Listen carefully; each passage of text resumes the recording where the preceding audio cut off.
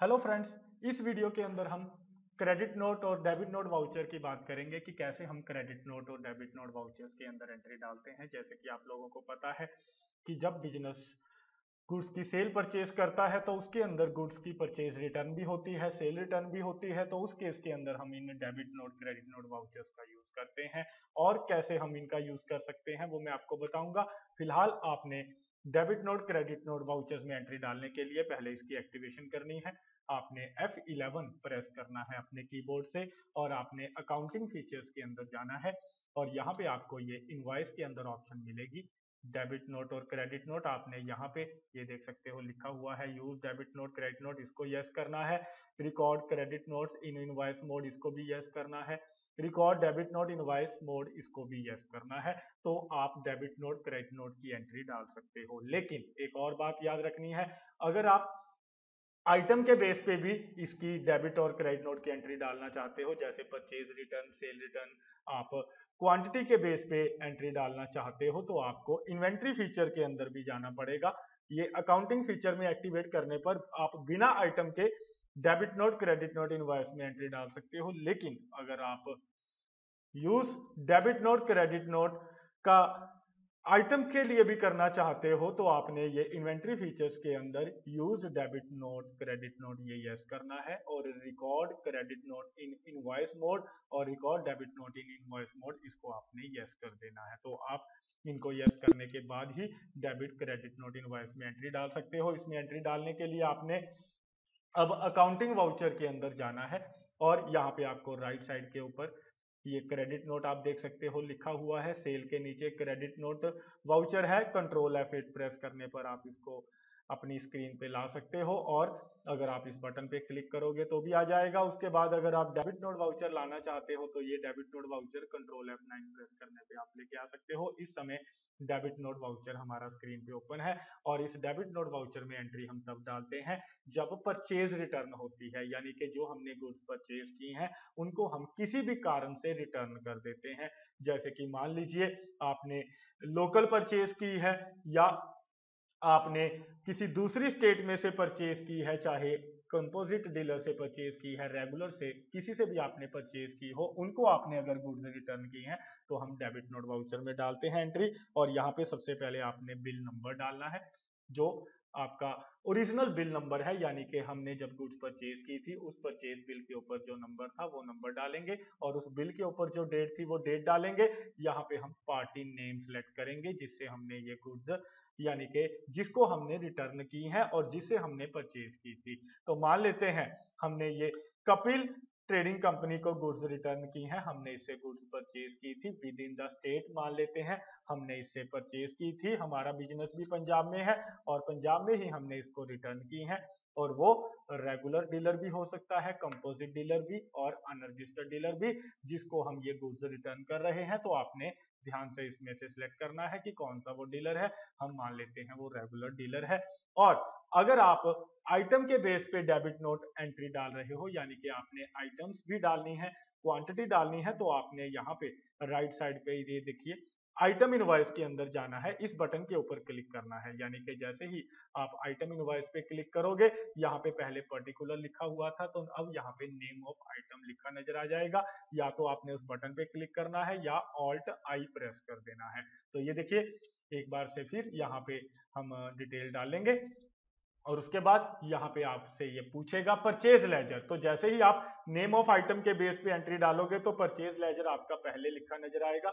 वो आपसे पूछेगा कि आप ये जो रिटर्न कर रहे हो ये कौन सी रिटर्न है। लोकल परचेज 12% जीएसटी पे रिटर्न है, लोकल परचेज 18% पे, या लोकल परचेज एग्जम्प्टेड रिटर्न है। तो आपने जो भी आपकी रिटर्न है इसमें से सिलेक्ट कर लेना है। नील रेट की रिटर्न या इंटरस्टेट परचेज रिटर्न भी हो सकती है।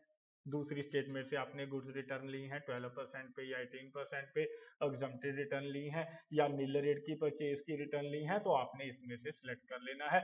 जैसे हम यहाँ पे सिलेक्ट कर लेते हैं, हमने ये लोकल परचेज रिटर्न ली है 12% जीएसटी पे। यहाँ पे हम आइटम सिलेक्ट करेंगे जो भी आइटम हमने रिटर्न में ली है और यहाँ पे हम मेन लोकेशन, यहाँ पे क्वांटिटी डालेंगे, जितनी गुड्स हमारे पास रिटर्न होकर वापस आई हैं, रेट आ जाएगा 4000। मान लेते हैं कि 4000 की हमने गुड्स उनको रिटर्न की हैं, ठीक है। तो ये रिटर्न की क्वांटिटी और अमाउंट हमने डाल दी, और यहाँ पे जितनी भी आपकी आइटम होगी यहाँ पे डालते जाइए। उसके बाद हम यहाँ पे इनपुट CGST यहाँ पे लगाएंगे। Input CGST 6%। आपको पता है जब लोकल परचेज रिटर्न होती है तो हम CGST और SGST लगाते हैं। तो 12% पे रिटर्न हुई है तो हम 6% CGST और 6% SGST जो है वो इसके अंदर एडजस्ट करेंगे। तो ये इस तरीके से हम एडजस्ट करते हैं।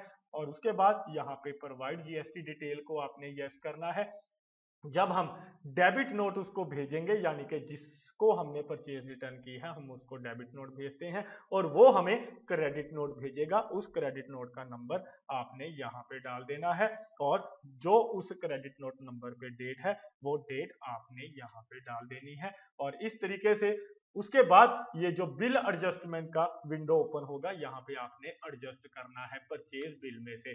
जब हमने इससे परचेज की थी तो जो परचेज बिल का नंबर था वो नंबर इस बिल के अंदर आ जाएगा। यहाँ पे आपको वो बिल सिलेक्ट करना है, और यहाँ पे ये जो नीचे देख रहे हो आप 44800 आपको अमाउंट नजर आ रही होगी, थोड़ी लाइट सी, तो आपने इस अमाउंट को यहाँ पे डाल देना है 44800। तो ऐसे हम ये बिल को क्या करते हैं, एडजस्ट करते हैं। ध्यान से देख लीजिए कि जब भी परचेज रिटर्न होती है, चाहे आप लोकल परचेज रिटर्न कर रहे हो, चाहे इंटरस्टेट परचेज रिटर्न किसी रेट पे भी कर रहे हो, तो डेबिट नोट वाउचर में हम एंट्री डालते हैं। इस तरीके से परचेज रिटर्न की एंट्री डेबिट नोट वाउचर में डलती है।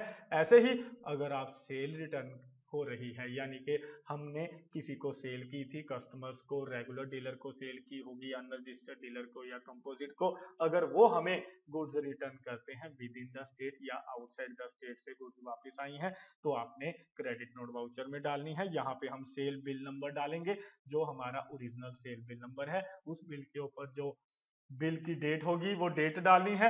यहाँ पे पार्टी का नेम डालना है जिसने हमें गुड्स रिटर्न की हैं, और यहाँ पे स्टेट सेलेक्ट करेंगे। मान लेते हैं ये दूसरी स्टेट में से गुड्स रिटर्न होकर हमारे पास वापस आई हैं। अगर वो कंपोजिट डीलर है जिससे हमने रिटर्न ली है तो आप कंपोजिट डीलर सेलेक्ट कीजिए, या रेगुलर या अनरजिस्टर्ड, तो हम रेगुलर मान लेते हैं। और आपने सेल लेजर सेलेक्ट करना है कि ये अगर लोकल सेल है विद इन द स्टेट तो आपने लोकल सेल 12%, लोकल सेल 18%, या एग्जम्प्टेड गुड्स की रिटर्न हुई है, या लोकल सेल नील रेट की रिटर्न हुई है। और अगर इंटरस्टेट सेल रिटर्न हुई है तो आप यहाँ पे इंटरस्टेट सेल रिटर्न मान लेते हैं। ये इंटरस्टेट सेल रिटर्न है तो हम 12% सेलेक्ट कर लेते हैं।